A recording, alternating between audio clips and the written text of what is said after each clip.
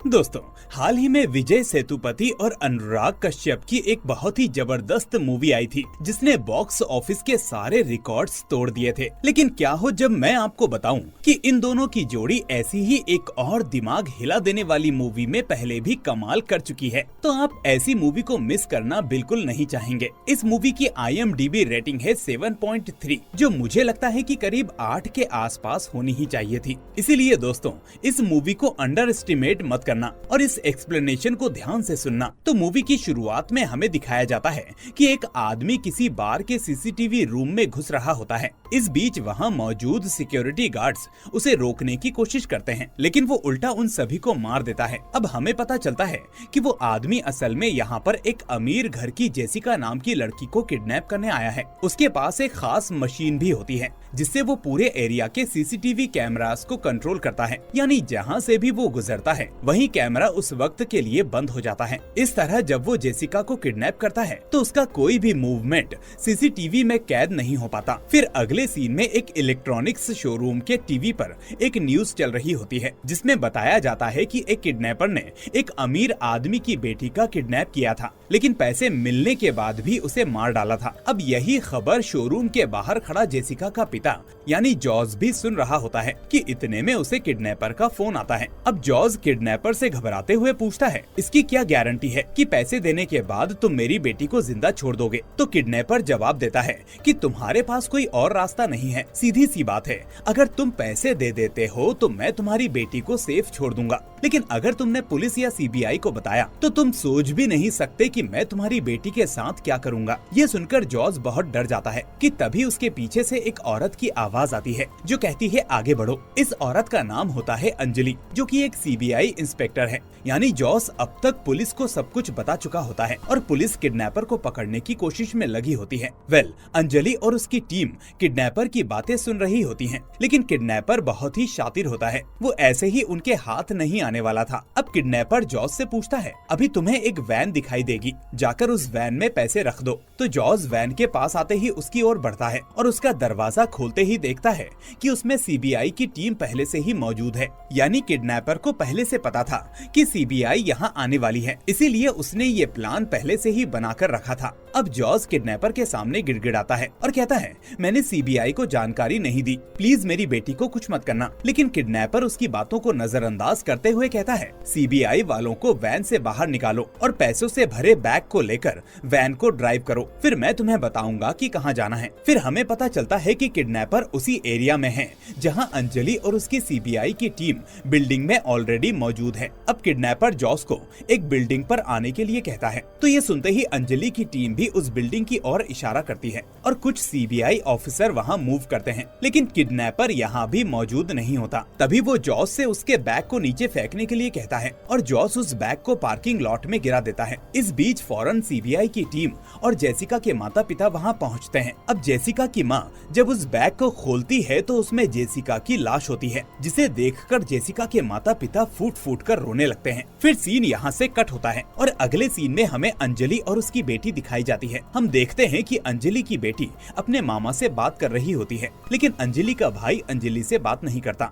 अब अंजलि अपनी बेटी को स्कूल छोड़ते हुए कार में एक रिकॉर्डिंग शुरू करती है। उस रिकॉर्डिंग में अंजलि का पति उसकी बेटी से बात कर रहा होता है और अंजलि की बेटी ने वो रिकॉर्डिंग इतनी बार सुनी होती है कि उसे वो याद हो चुकी थी। अब स्कूल छोड़ने के बाद अंजलि को उसके जूनियर अंबु राशन का कॉल आता है जो उसे एक न्यूज देखने के लिए कहता है। फिर अंजलि न्यूज देखने के लिए एक जगह रुकती है जहाँ किडनैपर लाइव आकर बताता है कि उसका नाम रुद्र है। वो ये भी कहता है कि CBI ने कुछ साल पहले रुद्र को एनकाउंटर में मार दिया था, लेकिन वो असली रुद्र नहीं था, मैं असली रुद्र हूँ और फिर से अपना काम शुरू करने जा रहा हूँ। इस तरह वो CBI को चुनौती देता है कि मैं एक हफ्ते में अगला काम करने वाला हूँ, इसलिए अगर दम हो तो CBI उसे रोक कर दिखाए। इसके बाद अंजलि अपने ऑफिस जाती है जहाँ ऑफिसर नारायण उसे ब्लेम करते हुए कहता है कि उसने 5 साल पहले अपनी नौकरी बचाने के लिए किसी और को रुद्र का नाम देकर मार दिया। लेकिन तभी अंजलि का जूनियर अंबु राशन नारायण को बताता है कि उस वक्त वो भी अंजलि के साथ रुद्र के एनकाउंटर में गया था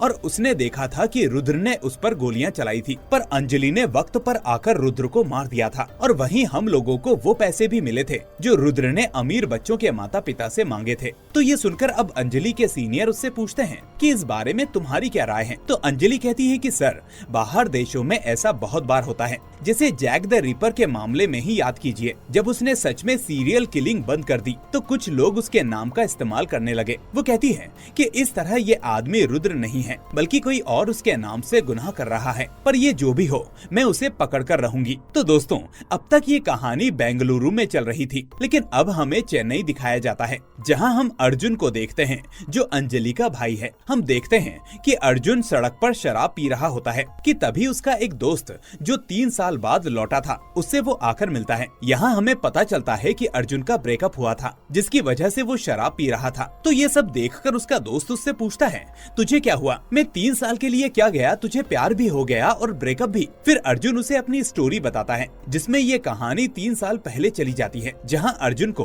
कीर्ति नाम की एक लड़की से प्यार हो जाता है। अर्जुन एक डॉक्टर होता है और कीर्ति एक स्टूडेंट होती है, जो कि आगे जाने के बाद एडवर्टाइजमेंट इंडस्ट्री में खुद का नाम बनाने का सोच रही होती है। फिर कुछ सालों बाद कीर्ति का एजुकेशन कंप्लीट हो जाता है और कीर्ति अर्जुन को बताती है कि उसके पेरेंट्स का तलाक हो चुका है। इस बीच वो ये भी कहती है कि मैं तुमसे बहुत प्यार करती हूँ और तुम्हें खोना नहीं चाहती। तो अर्जुन कहता है कि मैं भी तुम्हें खोना नहीं चाहता, लेकिन फिर भी किसी वजह से इन दोनों का ब्रेकअप हो जाता है। और इन दोनों का ब्रेकअप किस वजह से हुआ ये हम लोगों को आगे पता चलेगा। यहाँ से सीन बेंगलुरु में शिफ्ट होता है, जहाँ पर सीबीआई ने प्रेस कॉन्फ्रेंस बुलाई होती है। असल में सीबीआई उस प्रेस कॉन्फ्रेंस में ये बताने वाली होती है कि जो सीरियल किलर खुद को रुद्र कह रहा है वो रुद्र नहीं बल्कि कोई और है। तभी वहाँ मौजूद सभी लोगों के फोन पर एक मैसेज आता है कि CBI is wrong, I am real Rudra. अब प्रेस वाले सीबीआई से सवाल पूछ रहे होते हैं, जिनका जवाब रुद्र मैसेज के जरिए देता है। रुद्र बताता है कि वो अगली किडनैपिंग आज रात 11 बजे ही करने वाला है, जिससे सीबीआई थोड़ी टेंशन में आ जाती है। इसके बाद इंस्पेक्टर नागेश्वर को दिखाया जाता है, जो अंजलि से मिलने के लिए आया होता है।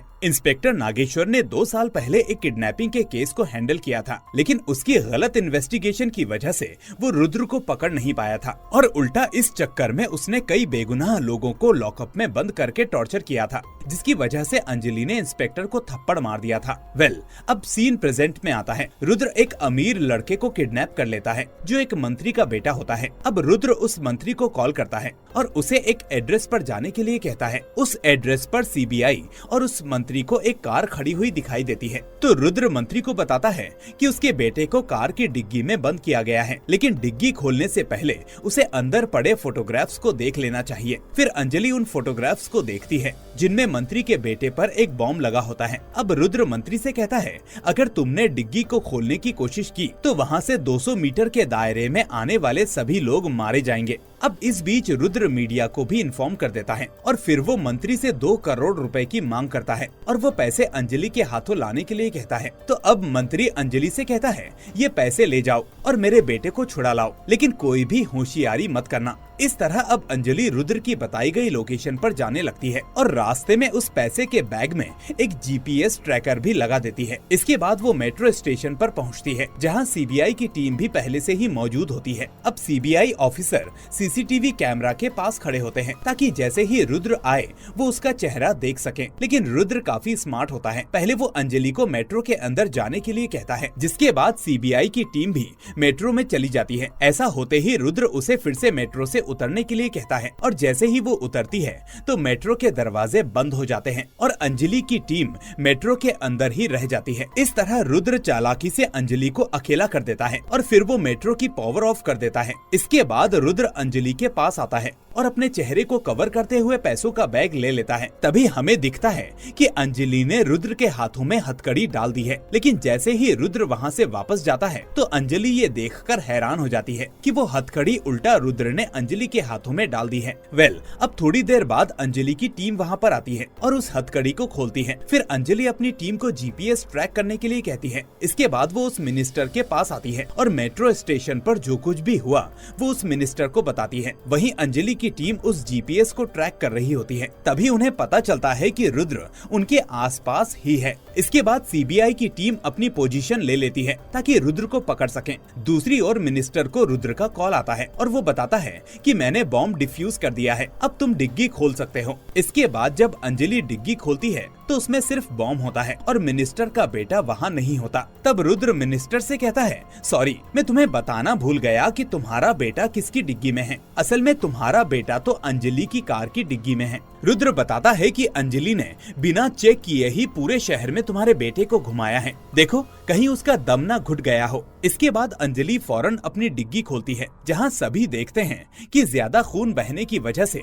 मिनिस्टर का बेटा मारा जाता है। अब उसकी मौत से मिनिस्टर अंजलि को बहुत कुछ बोलने लगता है, लेकिन अंजलि खुद इस बात से शॉक्ड होती है। फिर हमें सीबीआई की दूसरी टीम दिखती है जो रुद्र का इंतजार कर रही थी, लेकिन काफी देर तक जब वो नहीं आता तो सीबीआई उस डिवाइस को ट्रैक करती है और देखती है कि वो असल में पास के ही नाले में पड़ी थी। यानी रुद्र एक बार फिर सीबीआई को चकमा देकर निकल जाता है। अब ये सब जानने के बाद मीडिया अंजलि से सवाल पूछने लगती है, जिससे अंजलि काफी शर्मिंदा महसूस करने लगती है। अब मूवी यहाँ से चेन्नई में शिफ्ट होती है, जहाँ अर्जुन कीर्ति को कॉल कर रहा होता है, लेकिन कीर्ति कॉल नहीं उठाती। इस वजह से अर्जुन कीर्ति के दोस्त को कॉल करता है, जो बताता है कि कीर्ति अपने दोस्त के रिसेप्शन के लिए बेंगलुरु गई हुई है। तो अब अर्जुन भी अपने दोस्तों के साथ बेंगलुरु के लिए निकल जाता है। फिर सीन यहाँ से फ्लैशबैक में जाता है, जहाँ हम देखते हैं कि अर्जुन और कीर्ति का ब्रेकअप कैसे हुआ। दरअसल कीर्ति का एजुकेशन पूरा होने के बाद वो एक मॉडल बन जाती है। वहीं कीर्ति का एक बचपन का दोस्त सूर्या भी कीर्ति के साथ एडवर्टाइजमेंट करता है और कीर्ति सूर्या के साथ काफी क्लोज रहती है, जो अर्जुन को पसंद नहीं आता। फिर एक दिन अर्जुन कीर्ति को कहता है कि तुम ये एडवर्टाइजमेंट वाला काम छोड़ दो और सूर्या से बात करना बंद कर दो। तो कीर्ति कहती है, सूर्या सिर्फ मेरा बचपन का दोस्त है, हमारे बीच दोस्ती से ज्यादा कुछ नहीं है। तभी सूर्या का कॉल आता है और जब कीर्ति उसे उठाती है तो सूर्या अर्जुन को बुरा भला बोलता है और उसे प्रपोज कर देता है और इसी वजह से अर्जुन और कीर्ति के बीच दूरियां बढ़ जाती हैं। फिर एक दिन जब कीर्ति अर्जुन को मनाने के लिए उसके घर आती है तो वो कहती है कि मुझे नहीं लगा था कि सूर्या मुझे प्रपोज कर देगा और वो मेरे लिए फीलिंग्स भी रखता है। तो अर्जुन उससे कहता है कि तुम किसी लड़के के साथ इतनी क्लोज हो तो तुम ऐसा कैसे सोच सकती हो कि आगे जाकर वो तुम्हें प्रपोज नहीं करेगा। अब अर्जुन उसे ये भी कहता है कि तुम अपनी माँ की तरह हो, किसी एक आदमी के साथ लॉयल नहीं रह सकती। फिर ये सुनकर कीर्ति को बहुत बुरा लगता है और वो कहती है कि तुम्हें ऐसा नहीं बोलना चाहिए था, अगर ऐसा है तो तुम्हारी जिंदगी तुम जियो और मेरी जिंदगी मैं जीऊंगी। इस तरह अर्जुन और कीर्ति का ब्रेकअप हो जाता है। अब कहानी प्रेजेंट में आती है, जहां अर्जुन अपने दोस्तों के साथ बेंगलुरु आता है। वहां वो एक रेस्टोरेंट में अपनी भांजी को आइसक्रीम खिला रहा होता है कि तभी उसकी बहन अंजलि वहां आ जाती है और यहाँ हमें पता चलता है कि अर्जुन अंजलि से क्यों बात नहीं करता। दरअसल कुछ साल पहले अर्जुन दारू पीकर गाड़ी चला रहा था और इस वजह से अंजलि ने उसे थप्पड़ मार दिया था, जिस वजह से अब अर्जुन अभी तक अंजलि से नाराज है और उससे बात नहीं कर रहा। लेकिन इस बीच आज अर्जुन का एक दोस्त अंजलि को बताता है कि दीदी, उस दिन हमारे एक दोस्त का एक्सीडेंट हो गया था और इस वजह से अर्जुन को शराब पीकर मजबूरी में गाड़ी चलानी पड़ी क्योंकि वहाँ कोई और मौजूद नहीं था। ये सुनने के बाद अंजलि अर्जुन से कहती है, मुझे माफ कर दो। इस तरह अब अर्जुन अंजलि को माफ कर देता है और उसके दोस्त उसे बताते हैं कि वो यहाँ पर कीर्ति से मिलने के लिए आया है। अंजलि अर्जुन को समझाती है कि छोटी छोटी बातों पर शक मत किया करो। वो कहती है कि घर आना मैं तुम्हारा इंतजार कर रही हूँ, माँ तुम्हारा वेट कर रही है। तभी हमें दिखाया जाता है कि रुद्र भी वहाँ पर मौजूद है। फिर अंजलि देखती है कि रुद्र ने न्यूज वालों को बता दिया है कि वो 1 घंटे के अंदर अगली किडनैपिंग करने वाला है। इसी में रुद्र सीबीआई को भी चैलेंज करता है, खासकर अंजलि को। इसके बाद अंजलि अपने ऑफिस जाती है और अपनी टीम को बताती है कि वो रुद्र के कॉल को ट्रेस नहीं कर सकते, लेकिन जिस आदमी को रुद्र कॉल कर रहा है उसकी कॉल को ट्रेस कर सकते हैं। तो इस तरह अंजलि की टीम इस काम में जुट जाती है लेकिन रुद्र इतना बेवकूफ नहीं होता। वो एक ही नंबर से 200 कॉल जनरेट करता है, यानी एक ही नंबर से रुद्र अपने दोस्तों को 200 इनकमिंग कॉल्स करता है, जिस वजह से उन सभी कॉल्स को ट्रेस करना काफी मुश्किल हो जाता है। फिर ऑफिसर नारायण अंजलि के पास आता है और बताता है कि रुद्र ने कीर्ति नाम की एक लड़की को किडनैप कर लिया है। जी हाँ दोस्तों, वही कीर्ति जो अर्जुन की गर्लफ्रेंड थी। और यहाँ भी कीर्ति के पिता से रुद्र ने 200 करोड़ रुपए की मांग की थी। ये सुनने के बाद अंजलि अर्जुन को कॉल करती है, लेकिन अर्जुन का फोन नेटवर्क से बाहर होता है। तभी अचानक रुद्र सीबीआई को एक लाइव वीडियो भेजता है, जिसमें कीर्ति एक पानी के टैंक में बंधी हुई होती है और उसमें धीरे धीरे पानी भर रहा होता है। अंजलि समझ जाती है कि उसकी वजह से अर्जुन और कीर्ति दोनों खतरे में हैं, इसलिए रुद्र अंजलि पर हंसने लगता है। इसके बाद अंजलि वहाँ 2 टीमें बनाती है, जिसमें एक टीम कीर्ति को बचाने जाएगी और दूसरी टीम रुद्र को पकड़ने जाएगी। फिर कीर्ति को बचाने के लिए अंजलि ये प्लान बनाती है कि बेंगलुरु में जितनी भी इलेक्ट्रिसिटी सप्लाई हैं, उन्हें एक एक करके बंद करेंगे। फिर जब सीबीआई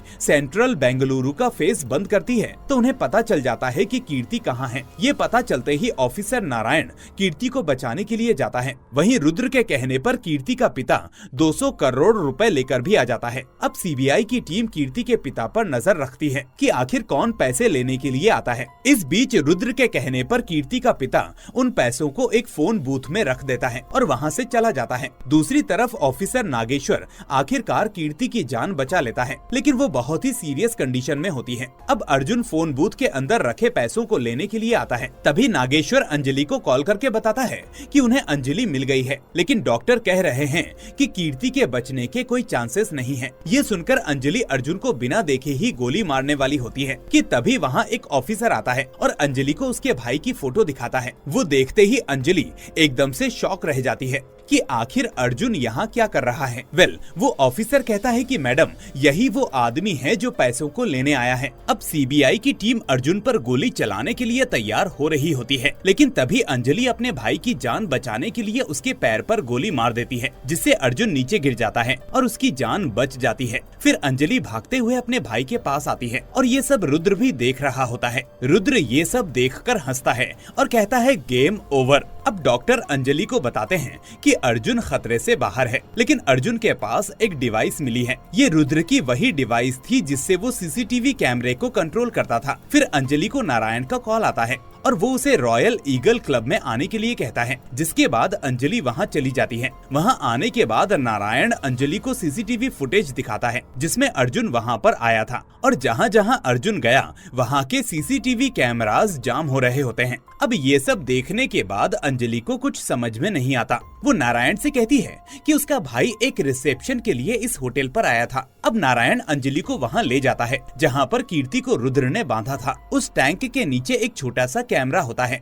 जहाँ अर्जुन के फिंगरप्रिंट्स मिलते हैं। फिर नारायण अंजलि को बताता है कि यहाँ अर्जुन के फिंगरप्रिंट्स और डीएनए सैंपल्स मिले हैं। साथ ही वो अंजलि को अर्जुन की एक कार भी दिखाता है जिसमें वही पैसे होते हैं जो रुद्र ने लोगों की फिरौती के वक्त मांगे थे। ये सब देखकर नारायण कहता है कि अर्जुन ही रुद्र है, लेकिन अंजलि नारायण की बात नहीं मानती। वो कहती है कि जितने भी मर्डर्स हुए हैं उनके टाइम पर उसका भाई चेन्नई में था। तो नारायण बताता है कि हमने चेक किया है कि चेन्नई में तुम्हारा भाई मौजूद था, लेकिन इसका कोई सबूत नहीं है और कोर्ट सिर्फ सबूत मांगता है और यहाँ अर्जुन के खिलाफ सबूत हैं कि अर्जुन ही रुद्र है। इसके बाद हॉस्पिटल में अर्जुन को होश आता है। उसे ये पता नहीं होता कि पुलिस उसे रुद्र समझ रही है। फिर अर्जुन अपने फ्रेंड से पूछता है कि क्या कीर्ति ठीक है, तो अर्जुन का दोस्त उसे बताता है कि कीर्ति का इलाज किसी दूसरे हॉस्पिटल में चल रहा है। तो ये सब बताने के बाद अर्जुन का फ्रेंड उससे पूछता है कि तुम यहाँ पर क्यों गए थे और तुमने बैग क्यों उठाया था। इसके बाद अर्जुन उसे बताता है कि जब वो कल रात कीर्ति से मिलने आया था तब कुछ इमोशनल बातें हुई थी और फिर कीर्ति वहाँ से चली गई। इसके बाद अर्जुन वापस कीर्ति को ढूंढते हुए उसकी फ्रेंड के पास गया और उसने कीर्ति के बारे में पूछा, जहाँ पर कीर्ति की फ्रेंड अर्जुन को बताती है कि तुम्हारा मैसेज पढ़ने के बाद ही कीर्ति तुमसे मिलने गई थी। अब ये सुनकर अर्जुन अपना फोन चेक करता है, लेकिन वहाँ कोई भी मैसेज नहीं होता क्योंकि उसने तो उसे कोई मैसेज किया ही नहीं था। इसके बाद अर्जुन कीर्ति को कॉल करता है, लेकिन कीर्ति उसका कॉल नहीं उठाती। फिर अर्जुन देखता है कि कीर्ति बाहर कहीं जा रही है, लेकिन जब वो उसके पीछे जाता है तो वो देखता है कि कीर्ति एक कार के अंदर जख्मी पड़ी हुई है। अब वो दरवाजे के शीशे को तोड़ने के लिए एक पत्थर उठाता है, लेकिन तभी रुद्र वहाँ आ जाता है। फिर रुद्र अर्जुन को मारकर बेहोश कर देता है और जब अर्जुन को होश आता है तो वो खुद को उसी कमरे में बेहोश पाता है। अब रुद्र अर्जुन को एक वीडियो दिखाता है जिसमें कीर्ति टैंकर के अंदर बंधी होती है और पानी धीरे धीरे भर रहा होता है। इसके बाद रुद्र अर्जुन को बैग लाने के लिए कहता है और मजबूरी में अर्जुन को वो बैग लेने जाना पड़ता है। यानी अब तक जो भी अर्जुन के साथ हुआ था वो सब रुद्र का ही प्लान था। फिर अर्जुन जब हॉस्पिटल के रूम से बाहर आता है तो उसे न्यूज मिलती है कि अर्जुन ही रुद्र है। उस न्यूज में नारायण ये स्टेटमेंट देता है कि हमने रुद्र को पकड़ लिया है और वो सरकारी हॉस्पिटल में इलाज करा रहा है। लेकिन अर्जुन को समझ नहीं आता कि पुलिस उसे रुद्र क्यों समझ रही है। तभी कुछ पुलिस वाले अर्जुन को देख लेते हैं और अर्जुन वहाँ से भाग जाता है। इसके बाद पुलिस और अर्जुन में जबरदस्त फाइट होती है, लेकिन अर्जुन उन पुलिस वालों को चकमा देकर वहाँ से निकल जाता है क्योंकि अब उसे अपनी बेगुनाही साबित करनी होती है। फिर हम देखते हैं कि पुलिस अंजलि को हाउस अरेस्ट कर लेती है क्योंकि उन्हें लगता है कि अंजलि अपने भाई की मदद जरूर करेगी। इस बीच अर्जुन कीर्ति के हॉस्पिटल जाता है और कीर्ति के रूम के बाहर काफी सिक्योरिटी मौजूद होती है। अब अर्जुन डॉक्टर की ड्रेस पहनकर पुलिस को चकमा देकर उस रूम में जाता है जहां कीर्ति बेहोश होती है। वो अब कीर्ति को सॉरी कहता है कि तभी अंजलि कीर्ति की फ्रेंड को कॉल करती है। असल में अंजलि जानना चाहती थी कि क्या अर्जुन वहां आया है। अब अर्जुन वहीं पर होता है तो अंजलि अर्जुन से कहती है कि पहले तुम सरेंडर कर दो, बाद में जो होगा वो मैं देख लूंगी। अंजलि ये भी कहती है कि रुद्र तुम्हें फंसा रहा है और उसका टारगेट तुम नहीं बल्कि मैं हूँ, इसीलिए तुम सरेंडर कर दो। लेकिन अर्जुन अंजलि की बात नहीं मानता और वहाँ से चला जाता है। फिर उसका दोस्त उससे सवाल पूछता है कि जब तुमने उसे दूसरी बार कॉल किया था तो वो किसका नंबर था। तभी हमें दिखाया जाता है कि अर्जुन जब कल होटल गया था तो वहाँ की सिक्योरिटी ने उसे चेक किया था और उसी दौरान रुद्र ने चालाकी से अर्जुन के फोन में दूसरा सिम डाल दिया था। खैर, अब इसके बाद अर्जुन और उसका फ्रेंड सीसीटीवी फुटेज को चेक करने के लिए उस होटल में जाते हैं जहाँ से कीर्ति किडनैप हुई थी। लेकिन वहाँ ज्यादा कैमरे नहीं होते, पर एक कैमरा होता है जो कि वहाँ के गार्डन में होता है। इसीलिए वो दोनों अब मेंटेनेंस रूम में जाकर उस कैमरे की फुटेज चेक करते हैं और उन्हें एक क्लिप मिल जाती है। सीसीटीवी फुटेज चेक करने के बाद अर्जुन और उसका दोस्त देखते हैं कि अर्जुन के गिरने के बाद रुद्र ने उसकी जेब में वो मशीन डाल दी थी जो कैमरे कंट्रोल करती थी।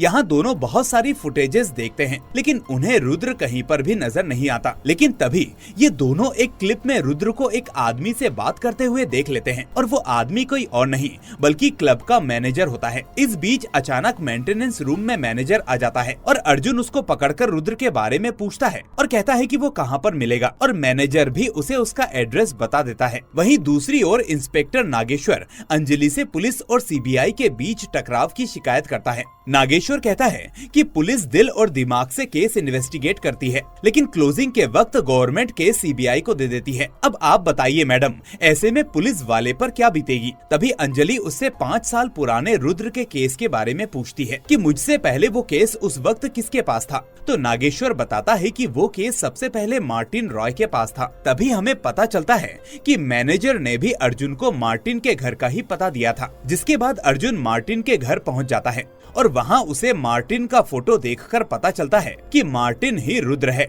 और उसने ही अंजलि और उसके परिवार को फंसाने का प्लान बनाया था। इसके बाद अर्जुन मार्टिन का फोटो खींचकर अपने दोस्त को भेजता है जो कि कीर्ति के हॉस्पिटल में होता है। अर्जुन उससे कहता है कि इस फोटो को ध्यान से देखो और इस आदमी को किसी भी हाल में कीर्ति के पास जाने मत देना। लेकिन इतने में मार्टिन हॉस्पिटल पहुंच जाता है क्योंकि वो कीर्ति को मारना चाहता था। ऐसा इसलिए क्योंकि कीर्ति ने उसका चेहरा देख लिया होता है। अब मार्टिन अर्जुन के दोस्त को बेहोश करके कमरे में बंद कर देता है, जिसके बाद बाहर निकलते ही उसकी मुलाकात सीबीआई ऑफिसर नारायण से होती है। नारायण उसको देखकर कहता है कि अच्छा हुआ सर आप यहाँ मिल गए। प्रेजेंट में रुद्र का केस मैं हैंडल कर रहा हूँ और वो लड़की भी यही है जिसे रुद्र ने नुकसान पहुँचाया था। इस तरह से नारायण मार्टिन को कीर्ति के पास ले जाने लगता है। लेकिन तभी अर्जुन मार्टिन को रोकने के लिए वहां पहुंच जाता है और सभी को एक जगह लॉक कर देता है। ऐसा करने के बाद अर्जुन कीर्ति को कमरे से उठाकर बाहर ले आता है। असल में ये अर्जुन का ही प्लान था कि कीर्ति के रूम के पास टाइट सिक्योरिटी होनी चाहिए और अब ये बात मार्टिन भी समझ जाता है। इसके बाद अर्जुन के प्लान के मुताबिक नारायण वहाँ सिक्योरिटी बढ़ा देता है, जिस वजह से मार्टिन वहाँ से जाने लगता है। लेकिन तभी अर्जुन उसे फाइंड आउट करके एक रूम में धकेल देता है।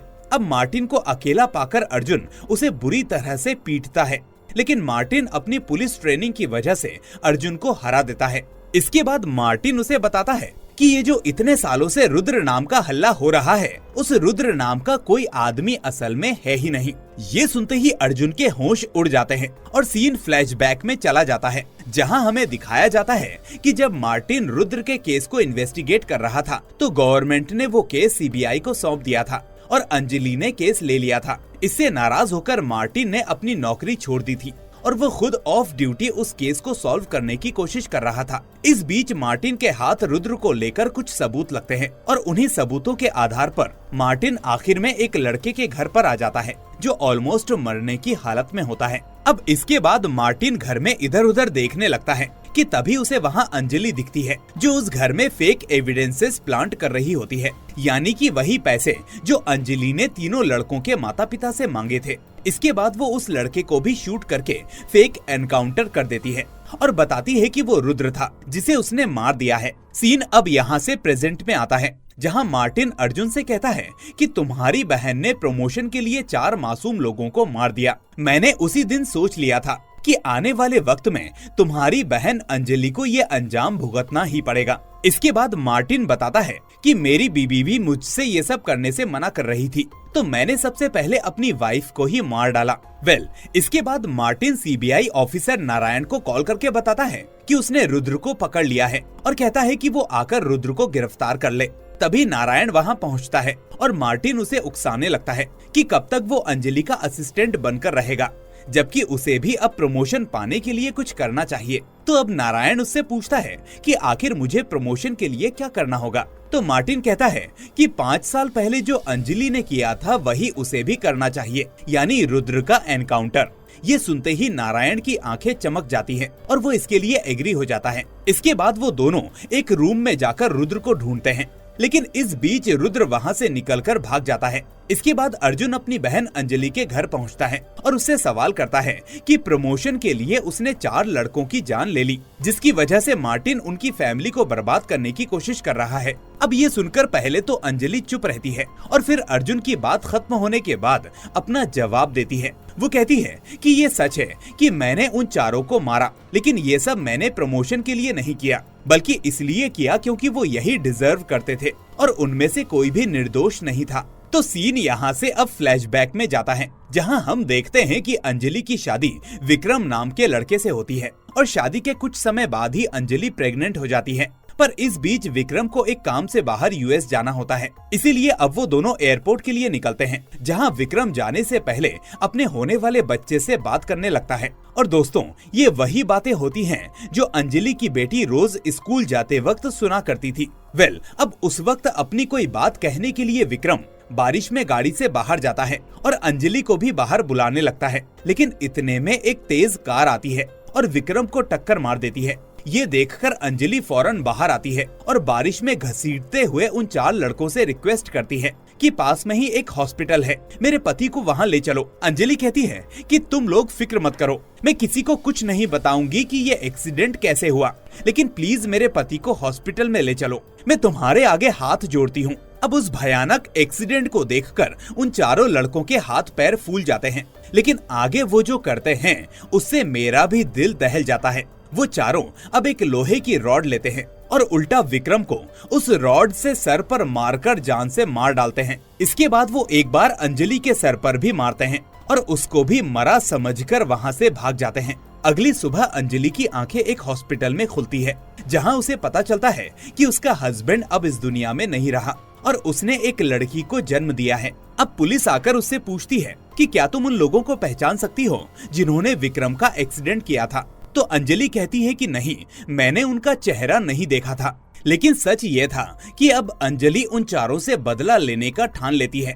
इसी वजह से पहले उसने 3 लड़कों को किडनैपिंग का केस दिखाकर मारा और प्रूफ के लिए उनके पेरेंट्स से पैसे भी मांगे। फिर आखिरी लड़के को इस तरीके से मारा कि उसने ही पिछले 3 लड़कों की सीरियल किलिंग की थी। इसके बाद उसने रुद्र नाम रखकर चौथे लड़के को भी फेक एनकाउंटर में मार डाला। प्रेजेंट में इस बीच कीर्ति के पेरेंट्स उसे इलाज के लिए लंदन भेजने का फैसला करते हैं, इसीलिए मार्टिन नारायण से जानकारी निकालकर अब फिर से कीर्ति का किडनैपिंग करने का प्लान करता है। फिर अगले दिन जब मार्टिन कीर्ति की किडनैपिंग के लिए जाने वाला होता है, तभी अर्जुन मार्टिन को भटकाने के लिए उसे एक फेक कॉल करता है और कहता है जरा न्यूज देखो। अब मार्टिन न्यूज ऑन करता है और देखता है कि न्यूज में कोई रुद्र बनकर ये कह रहा होता है कि अगले 1 घंटे में मैं अगली किडनैपिंग करने वाला हूँ और मैं सीबीआई वालों को भी चैलेंज कर रहा हूँ। यहाँ हम देखते हैं कि ये खबर असल में न्यूज वालों को अर्जुन ने ही भेजी थी ताकि वो मार्टिन को भटका सके। इसके बाद वो मार्टिन को चैलेंज करता है कि इस वक्त मैं कीर्ति के हॉस्पिटल में हूँ और मैं तुम्हें कीर्ति को नुकसान पहुँचाने नहीं दूंगा। मैं उसको अभी यहाँ से ले जाऊंगा और तुम कुछ नहीं कर पाओगे। इस तरह वो मार्टिन को उकसाने लगता है। अब ये सुनकर मार्टिन जब तक हॉस्पिटल पहुँचता है तब तक अर्जुन कीर्ति को एक एम्बुलेंस में डालकर वहाँ से निकलने लगता है, पर तभी मार्टिन की नजर उस पर पड़ जाती है और वो अर्जुन का पीछा करने लगता है। अब मार्टिन को कुछ सूझता नहीं तो वो सीधा नारायण को कॉल लगाकर कहता है कि रुद्र ने कीर्ति को फिर से किडनैप कर लिया है, मैं उसके पीछे हूँ, तुम भी जल्दी से पहुँचो। इसके लिए तुम मेरे फोन को ट्रैक करते रहना और मैं जहाँ पर भी जाऊँ वहाँ पर आ जाना। इस बीच कुछ दूर जाकर आखिर में मार्टिन अर्जुन की एम्बुलेंस रुकवा देता है, जिसके बाद दोनों के बीच जबरदस्त फाइट होती है। तभी यहाँ पर नारायण भी पहुँच जाता है और समझ जाता है कि असली रुद्र अर्जुन नहीं बल्कि मार्टिन है। और मार्टिन को भी ये पता चल जाता है कि अर्जुन की एम्बुलेंस में कीर्ति है ही नहीं, बल्कि वो तो किसी दूसरी एम्बुलेंस से अब तक लंदन की फ्लाइट में जा भी चुकी है। तभी सीन यहाँ से थोड़ा फ्लैशबैक में जाता है। जब अर्जुन ने मार्टिन को कॉल किया था तो अर्जुन को पकड़ने के लिए मार्टिन अपनी कार से अर्जुन के घर के बाहर आया। इस बीच अंजलि उसके घर पर जाती है और वहाँ पर इस तरह सबूत प्लांट कर देती है जिससे कि पुलिस को यही लगे कि मार्टिन ही असली रुद्र है, और होता भी यही है। वो पहले नारायण को कॉल करके मार्टिन के घर भेजती है, जहाँ नारायण के सारे सबूत मिल जाते हैं और वो असली रुद्र की पहचान कर लेता है। इसके बाद वो मार्टिन की लोकेशन के बारे में पता करना चाहता था कि इतने में खुद मार्टिन का फोन आ जाता है जो उसने अर्जुन के बारे में बताने के लिए किया था। तो इस तरह वो खुद अपनी लोकेशन नारायण को दे देता है और वो पुलिस फोर्स के साथ मार्टिन के पास पहुंच जाता है। इस बीच अंजलि भी यहाँ पर आ जाती है और उसको देखते ही मार्टिन उस पर शूट करने वाला होता ही है कि तभी नारायण मार्टिन को शूट कर देता है। मार्टिन के नीचे गिरते ही अंजलि उसके पास आती है और कहती है कि सर, अगर आपने असली वजह जानने की कोशिश की होती कि मैं रुद्र क्यों बनी तो आप भी इस नाम को कभी इस्तेमाल नहीं करते।